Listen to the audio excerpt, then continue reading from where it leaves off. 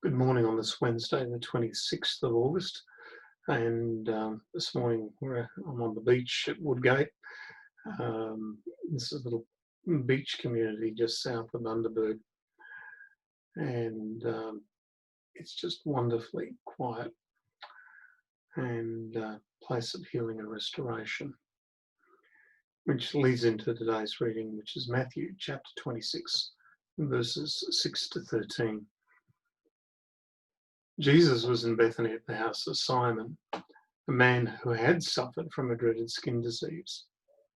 And while Jesus was eating, a woman came to him with an alabaster jar filled with expensive perfume, which she poured on his head.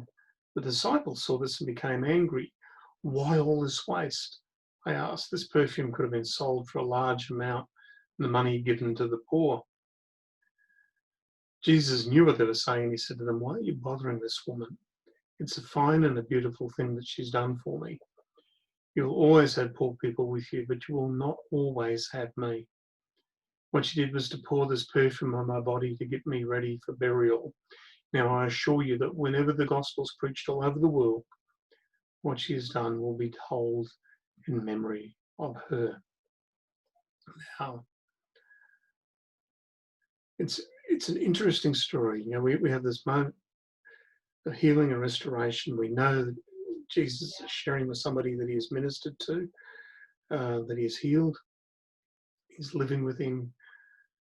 And this lady who comes in, who we're told a little bit more detail, a couple of the other gospels, but let's just focus on what we've got here. That she comes in and just pours this bucket load of perfume over his head. Now you'd think, I would think, oh yuck, oil, perfume, no. But in a day when, yes, there was soap, but lye soap in your hair tends to make it go very strawy and hard and brittle. The way that you would actually clean up people's hair is actually by using perfumed oil. So having something quite, this would smell much pleasant than sweaty, dirty hair. So it's not the fashion way, not the way we would do fashion today, but certainly quite in keeping with the time.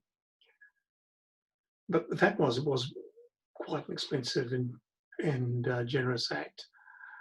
And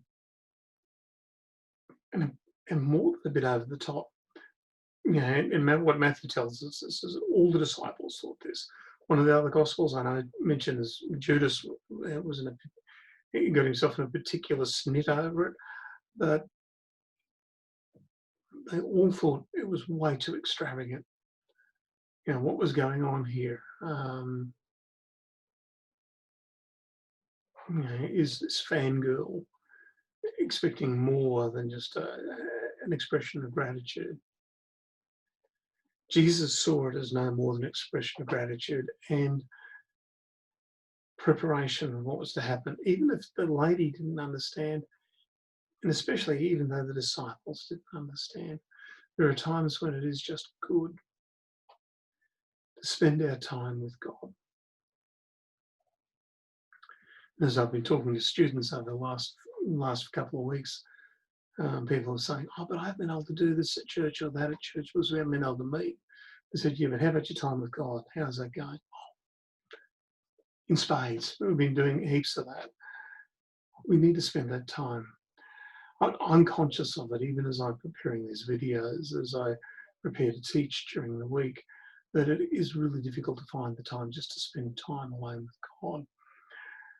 Probably because I'm busier doing recordings like this for class and checking up on admin details and trying to organise the support that we need for students at the college. But time alone with God is precious and to be cherished. Precious and to be cherished, particularly in those moments when your heart is fresh, your spirit is alive. Sometimes it's hard to get there.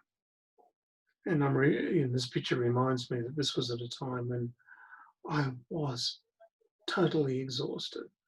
The number of things that we've been going through was just after the 2011 floods, exhausted, worn out, My health wasn't brilliant at the time, and we just needed time to rest and recuperate.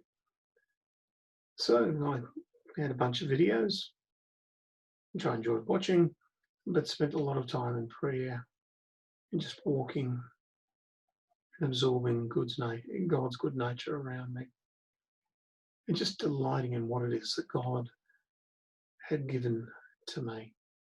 May you do that today. Doesn't matter where you are.